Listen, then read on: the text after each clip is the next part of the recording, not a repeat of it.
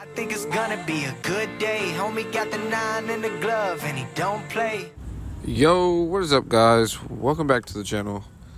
And apologize for the background audio in this video. I had to mute a lot of it because we were at a car venue up in Scottsdale, Arizona, and they had music playing. So, you know, YouTube's copyright strikes are not fun. But to kick off the video, I know you guys saw the Audi R8 with some sick wrap on it. It had a bunch of cities on it. And then we bumped into a ton of McLarens, 4GT, and then I ended up spotting like this super old Bugatti. And I wasn't sure at first. I was like, is that a Bugatti? And then I bumped into it and got a little closer, and I was like, wow, like this guy's got money. After seeing the Bugatti, I bumped into the Barrett Jackson tent, and they had a Plymouth Roadrunner, which was a super old, nice car, really classic. Definitely something I would love to drive one day.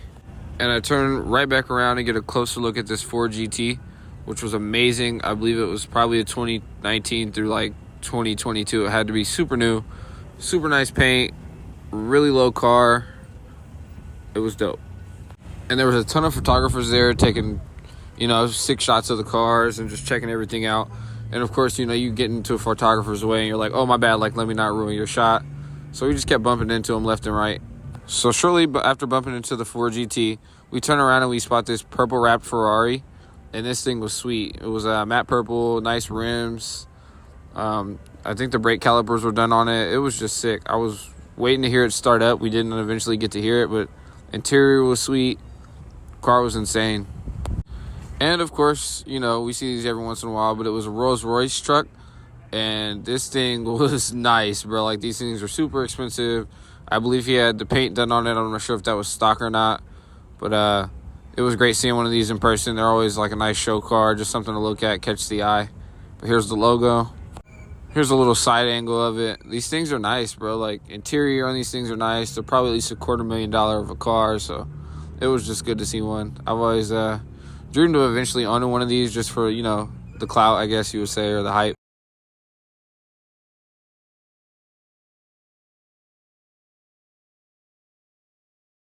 But of course, an exotic car meet wouldn't be anything without a few Lamborghinis, so I got a couple shots of that. This one was in orange, and I believe the one next to it was yellow, but this guy had like carbon inserts all over the inside. Cop scanner just to, you know, make sure he wasn't speeding and getting pulled over by the police. You know, the photographers were taking 6 shots of this thing. I was actually surprised to see the radiator like in the side panel of the car. Usually it's in the front or near the engine.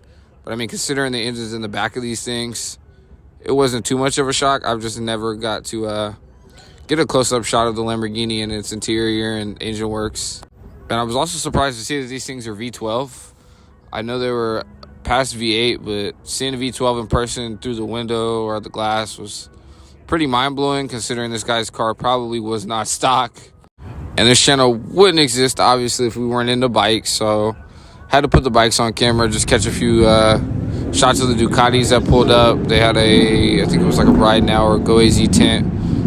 The Panigales all over the place. A couple Hondas here and there. But these Ducati boys are just a different breed. Like, these guys come in full suited up. Gear matches the bike. Like, it was nuts to see. Oh, I think I spotted an R1, which was amazing to see in person. Those things are always like super clean, super top tier condition. Never really, you know, been dropped or destroyed yet. So good to catch one in person. But yeah, here's a Panigale. I believe another Panigale, a Gixxer, a CBR. I believe it was a 1000. So those things were super quick. And then these guys start pulling out, and I thought he was gonna do a burnout, but he ended up just taking a quick video of himself on the Ducati with a dual exhaust. I love dual exhaust systems. If I could put dual exhaust on the 650 that I'm running now, I definitely would. Just they look so even and evenly distributed, so I love them. And I ended up bumping into another YouTube / vlogger, if you will. I believe his at would be like Decepticon bike. I've seen this bike around a couple cities in my town. But seeing this thing in person was beautiful. He's got so much work done to that bike. I believe it's a 636. Thing looks nice, bro. I spotted a KTM, a couple 650s. And since coming off the Supermoto, I've kind of like leaned more and more away from the Supermotos. But they're still nice bikes. They run really smooth. My only downfall or issue with them is the no windscreen. Like, without having a windscreen going past 90 miles an hour, you're just getting blown all over the road. But I think the bike that stole the show for me personally would be that Stretch Gixxer. Stretch bikes are just, they look so mean, but for me, I believe they take away a lot of the performance and like stunting capabilities you can do. You know, bumped into an RC, KTM RC, those things are nice. I wish I could own one, but the maintenance on those things are insane. You know, I had to park my bike up next to another 650 and just get a quick couple shots. Gotta love my bike with all my heart. But that's pretty much it for the bikes. Had to check out what all got parked up. Seen a couple helmets left on bikes. I love, you know, how people customize their helmets, their bikes, and gear to match. And then it all comes together and you're like, wow, that looks like a piece of art. And of course, as I'm walking towards the end of where the bikes are parked up, I hear a loud car engine and I'm like, oh, let me look over and just check out what it is. And it ended up being 2 Lamborghinis pulling out back to back. What a beautiful view. I know you guys spotted that R8 across the street, but my eyes were stuck on these Lamborghinis. Check out how these exhausts and engines sound. So we crossed the street, and I had spotted this helicopter when I first came in, but I was like wondering how they got in there. Like, did they carry the helicopter on a crane? Did they fly it in? Did they put it on the back of a truck? So I get a closer look, and I was actually amazed. And I spot a Lexus LFA parked next to the helicopter, so I was like, wow, like what a great view. I believe I took a couple pictures of it. Here's a quick little M3 pulling by.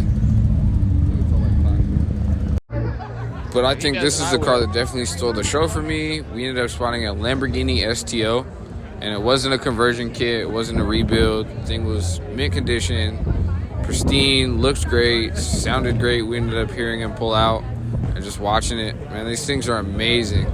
You know, I had to get a quick shot of his license plate. It ended up being too quick, probably for, you know, the cops or other drivers that want to race him. I ended up capturing his Instagram, but this thing was nuts.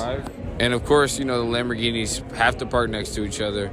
So I believe I ended up spotting an Evo as well.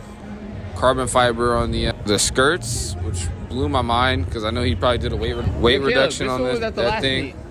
You actually got to talk to the guy who owned the Lamborghini STO, and we ended up asking him what he was doing. I don't know if I'm supposed to disclose that or not, you know, doing for a living. But he's very well off. He takes care of business, as you can probably tell. Lambo next to Lambo? But seeing a ton of your dream cars parked side by side is definitely just a different feeling. But it also comes with a downside. Like, eventually you get tired of seeing the same cars, you know, the common commuter cars, or even some of the supercars. You're like, man, I've seen that so many times. It's getting played out. Like Ferraris, for me, they're still nice. Don't get me wrong. They're beautiful cars. But I've seen so many. It's like, it's okay. It's mid. And for me, there's two things that goes into me liking a nice car. It's like, can you perform with that car? Can you take it to a track? Can you do something nice with it?